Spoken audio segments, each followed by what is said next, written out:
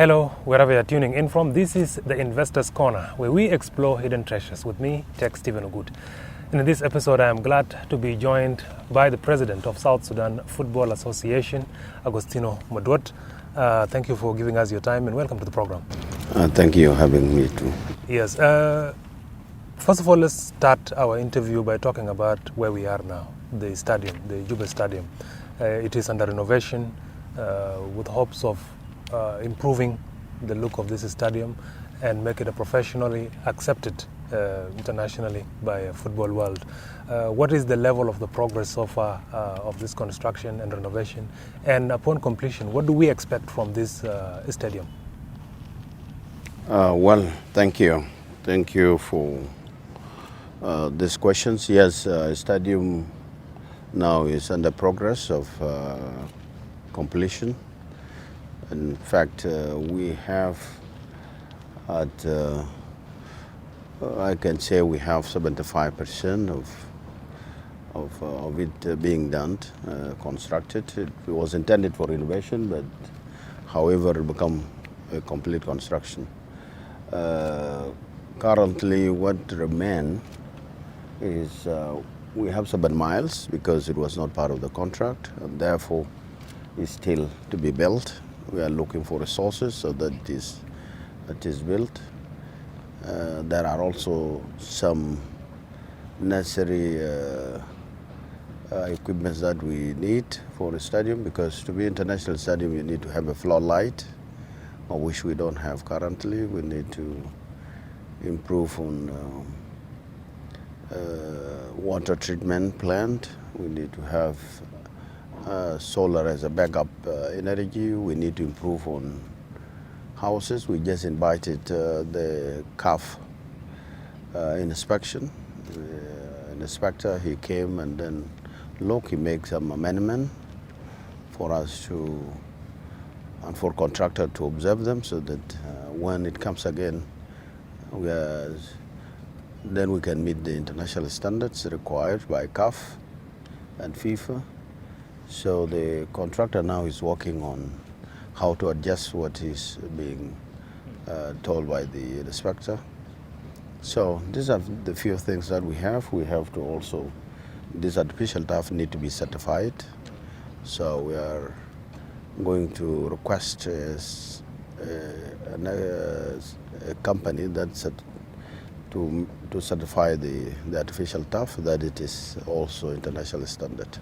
Good. I decided intentionally to begin our interviews by asking about our surrounding, because this program is a business program, and not to confuse our viewers who will be wondering why are we discussing sports or football, is because we want to know about sports in investment, because investment is everywhere. And there is a lot that can be done in sports, particularly in football. And it is from that note that we would like to know more about what kind of investment can be done in sports and in football, and how viable is South Sudan sporting sector in attracting people who want to do business in this field, and to promote both the sports practitioners and the general public from the investment that arise from this sector.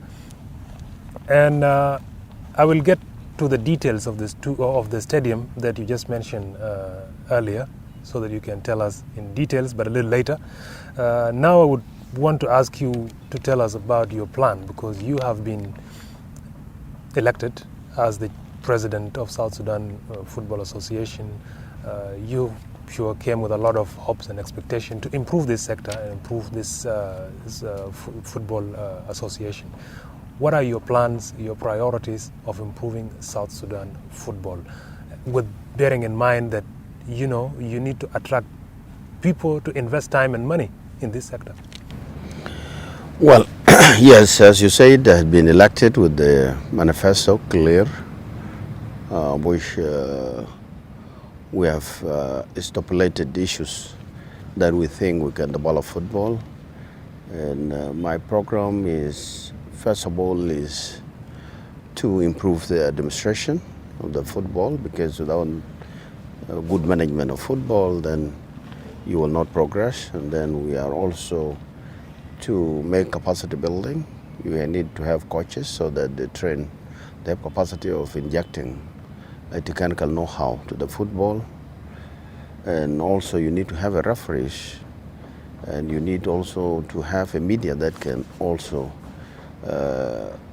inform the public, and at the same time you need to take care of players, you need to have medical, you need to have pitches security, so that also for safety of the spectators and the public and players. And also this is a part of trying to build a capacity building in terms of management and in terms of technical know-how. Again, for you to build to the ball of football, you need to increase activities. That's why in our plan we are thinking to launch a Premier League that we don't have now. We need to engage and have youth competition. We need to increase the level of competition in terms of women football. We need to support academies so that also they are able to train people while small boys while they're still very young. And more importantly, we need to work in improving pitches, because without pitches we have only one stadium, we have only one training ground in the whole country, and this affect the clubs, affect the players, and because for example if you go to Ali Nile, to Upper Nile, then you start competition in October or in November, which sometimes does not go according to FIFA calendar and CAF, and affect the players because you have a short period to compete.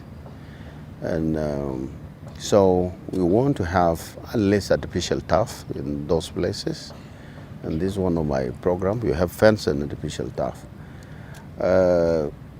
Overall, we need to have improved national teams. We have 5 men national teams. We have 3. We have about 8 or 7 national teams, which are important to be improved.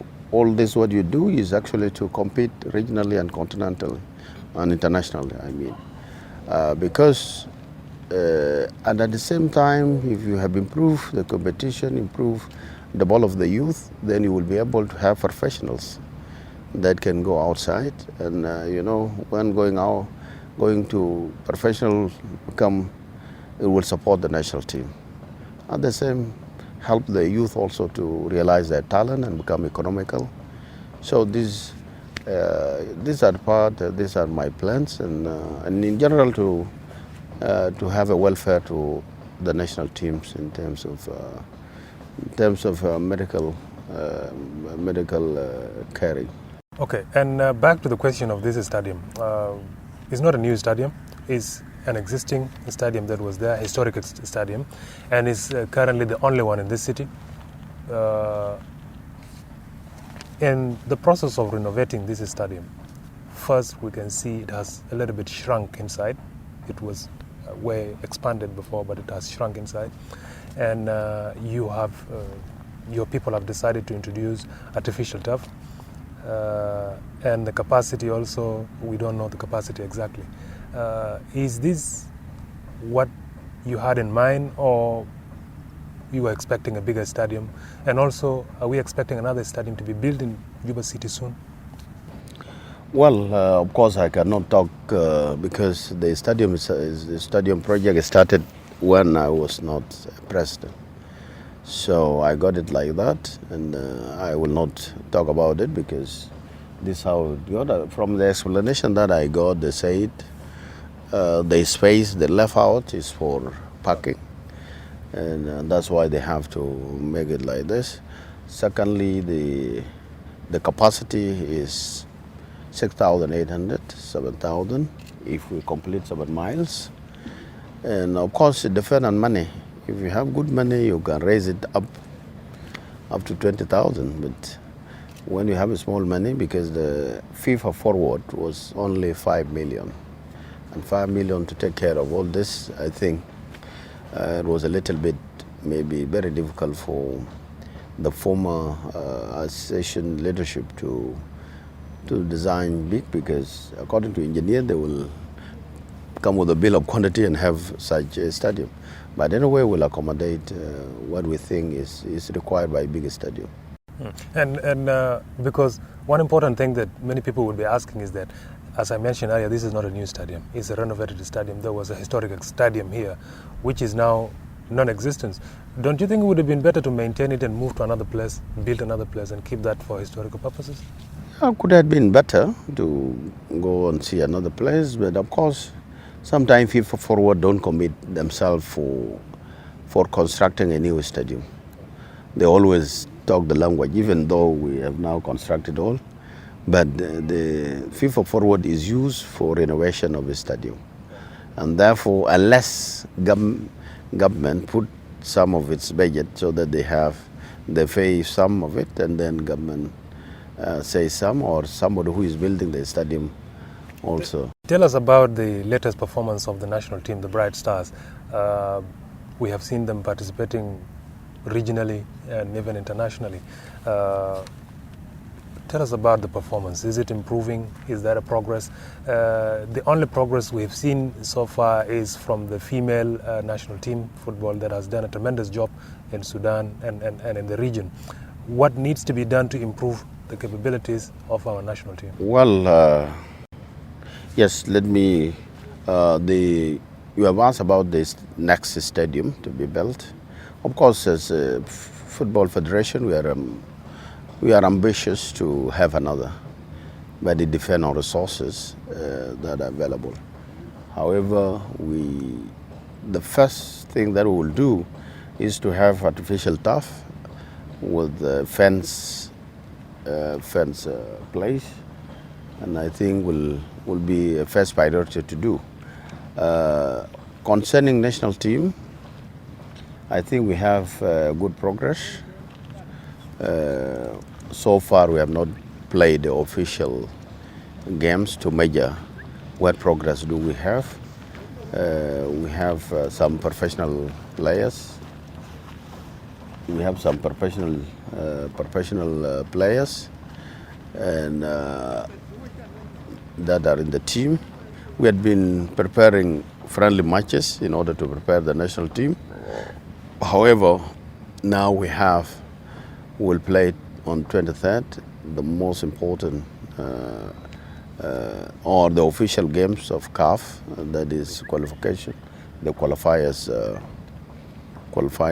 game. We are playing with Djibouti, and this is where we are going to test our national team, whether the development will be seen by those results, because they will play in Egypt on 23rd and they will play in Uganda on 27th this month. So now they are under preparation, and we see we have new coach with experience. We have brought also fitness coach. We have physiotherapy. We are trying to inject something technical expertise in order to improve the national team. Yeah, the culture of football fans across the world, we can see, like in Europe, you'll see people filling the stadiums. This culture is not very common in most African countries. In South Sudan, let's say you said this could be 7,000, 8,000 capacity stadium. What do you think needs to be done so that you instill the culture of South Sudanese following sport, so that they go passionately, attend games and fill the stadiums? What do you think needs to be done? Well, of course, this goes with some related factors. One, of course, if there is peace, everybody will try to come and enjoy and have a fun, try to support the clubs, and economically also affect some not to come, because sometimes stadium require for you to come. Third is development of capacity of clubs, so that when you come and watch, you can see real football, and fun always like a nice football. Last month, you can see South Sudan Cup, and you can see in WOW, and you can see here in Wa was attended more than 5,000, 7,000. Here, lastly, even for girls, South Sudan Cup attendance was 3,000, 4,000. And this indicates that South Sudanese love football. So it is picking up. So it is picking up, and if we have this stadium, I think they will fill it. And also the need to improve the capacity of our local clubs so that our players can make it beyond South Sudan, regionally and even internationally, to major clubs like in Ssfa and all this.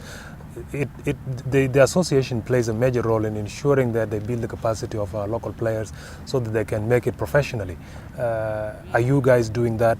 And what is the process so that we can see our players, migrating or moving beyond South Sudan to play international? But maybe before you answer that, let's just go for a short break. Okay.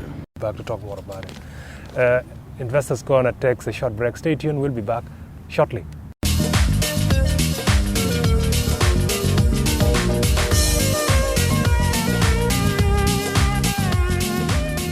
There are plenty of investment opportunities in this world's youngest nation of South Sudan. To better understand the economy and explore the thriving market of this country, you ought to get out of your comfort zone. You either hustle under the scorching sun in Konyo Konyo market, run errands at a small or medium business enterprise, or better yet, chair a conglomerate board meeting at a high-end tower in Juba. While awaiting an official business trip to the region. Whatever you do, just don't rest. Work hard, think big, and be smart in order to count all your economic blessings through this weekly business show of the Investors Corner, exploring hidden treasures. Join us every week at this time. Welcome back. This is the Investors Corner with me, Tech Stephen Ugut. And as you've seen before the break, I am joined by the President of South Sudan Football Association, Agostino Madwat. Welcome back to the program. I was asking you about building the capacity of local players, the clubs, and encouraging them to play hard and make football professional so that they can play beyond South Sudan. They can make it to regional and even international clubs, which will, build their capacity, generate income for the country and for themselves.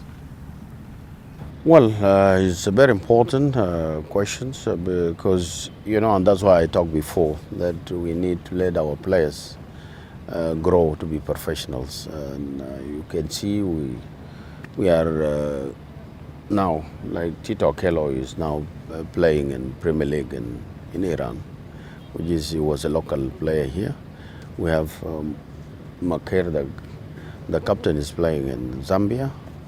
We have many of them. Kual and David Majak, they are playing in Kenya. We have so many of them that are playing in Uganda. And of course, we have players that are coming from Canada. We have William Akeyo. We have Machop is playing at Atlanta. We have Akeyo is playing in Valor in Canada. We have Valentino. He's playing in Newcastle United in Australia. We have Abraham Ajok is playing in South Africa. So these are South Sudanese, and and we have Musa Asad is playing in Georgia. Was a local player here, and I think we are growing. And then the defend on, for them to compete during the AFCON. These are also chances. If you play very well in group stage, you will qualify to that. And then, the agents can scout and see interesting players. At the same time, if you are playing in Confederation or the Champion Cup, African Champion Cup, then we will get some players getting outside. But it's our policy for us to get and come outside and invite others, so that we are near to other agents that can look. And our coach is very serious with that. He's making a lot of contact to let our players get into advanced team. And it is very important. So it is something that in our heart is something that we are working on it. Yes, and I'm going to ask you about sports in general, because I'm bearing in mind that you were at one time the president of also Basketball Federation. first when you were elected, people were, there was this confusion that this guy is from the basketball background, why is he entering into football and all this. Do these sports intermingle in some points? Well, thank you. I'm sure when you start in school, you start always with football. And for me, I'm a footballer. When I was in migration, I formed a club called Citizen. Citizen now in second division here in Juba Local Football Association. And I form also basket. And I was thinking to form again volleyball and handball. And club means so many activities within the club. So it doesn't mean when I was in basketball, I'm not also managing football of a club. Here I was having a club in Kwajok, I was having a club in Tonj. So it doesn't mean if I'm in basketball, then you don't enjoy football. Yes, and they also... So in terms of management, they are all the same. It's about structure, federation, clubs, and the same board of directors. And you have referees, you have coaches. You are a general. And, people were saying, why would South Sudan bring a general into sports? What do you say to that? I mean, we know you are retired. Yeah. You are now into the... No, there are so many generals in football, only because they have limit of knowledge and information. We have so many generals in football. I was with some of them in Cameroon. They are generals because football or sport is a passion. You can be a journalist and you're a footballer. You can be a medical doctor, you can be a lawyer and a doctor and a footballer. You can be anything, but this passion is a hobby. So it doesn't have relation with being general. And you can see in the army also they have sport activities. It's part of the main branch of the activities of the army that they need sports. So me being a general, I was a player. But I was interrupted by conditions that are known that I joined the revolution. And it doesn't mean that we don't play football even during our revolution. When we liberated some liberated areas, we used to play still football. And speaking about basketball, it is the only discipline now that South Sudan is progressing extremely well in the region. South Sudan probably is now the leading team in basketball in the East African region. Why is it only basketball that is so strong in South Sudan? Do you think it's just a matter of, does it have to do with the physical makeup, of South Sudanese, giant, tall, and all this? Or is it just a matter of practice and passion? Well, in basketball have good advantage because many of our children who have went abroad, many of them used to get into colleges, in the universities, and of course with our also physical build-up and the height, we have an advantage. So majority of those who went to America or Australia or other places, Canada, they have opportunity to get into basketball, and we have records that is known. We have Manut Ball, and the late Manut Ball was part of because of the height, it was having an advantage to play in NBA for the first time. And you have Luol Deng, and joined with so many in NBA. So if we have professionals in NBA, this attracts so many young to have this aspiration to get there. And that's why it is easy. For us, in football, there are those who develop more than us. And, you need a lot of investment in order to catch up in football. How about other disciplines? Because, yes, football may be the most common or the most popular in South Sudan, though it's not the most performing discipline. But we also have other sports disciplines that also needs to be developed, like the Ministry of Sports was talking about promoting national games like the Mongula, like the Borboru and the wrestling games that are traditionally present in South Sudan before the being in the sports that were introduced by the colonizers and all this. The ministry wants to improve them and popularize them as national games in the country and to the region. What do you think it means, South Sudan pushing such games in the sporting world? Anyway, I'm not saying football will not be a good discipline in terms of progress. We will come and we'll catch up with the basketball. Though we really congratulate the basket because they have made us proud. They are now in the world, we are 76, so it's a great achievement. But it's also inspiring the football to get somewhere. And this is something that we are telling these young boys in football, let us catch up with the basket. Let us get somewhere. And I think issue of football is a matter of resources because it's a big and they need a lot of resources to be preparing a competitive team.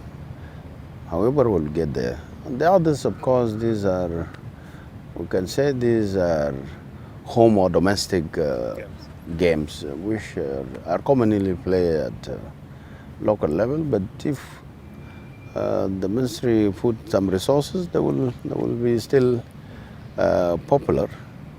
Though, of course, it will be for us here locally because some maybe they play differently. And I think to engage population, I think any domestic play, I think it's good if it cannot prevent people to contribute in production. Good. Now, as we edge closer to the end of the program, we want to know about what do you think the private sector, the business community, the investors should do to invest in developing and promoting sport so that it can develop, because every discipline needs some sort of investment in it so that it can improve. What do you think the private sector, the business community should do to promote football, the discipline that you're leading now? In fact, the sport is actually brought up by the private sector. Mostly private sector can develop football and all the sports. And you see,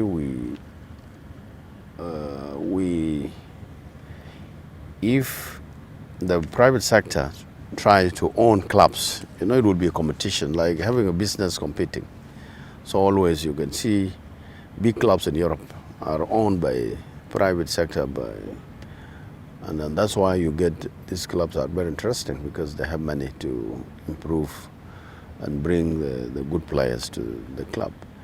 So private sector is crucial in terms of it, and also private sector in terms of corporate social responsibility to inject it to sports can also help in development of football. And of course, generally even our government can invest in football. It's also invest in pitches if we can improve or have a stadium. The boys, this also can develop football. And football is an investment. If you have this, you can market your company, you can invest in terms of advertisement and all that. And this will be a good investment for the private sector. And having a corporate social responsibility as well, you promote your own business. This you can do them through sports. And as we wind up, your final takeaway point. Well, I want just to thank SBC for this coverage. I think is always very important because it's part of promotion of football, because to let the public be aware. And I want just to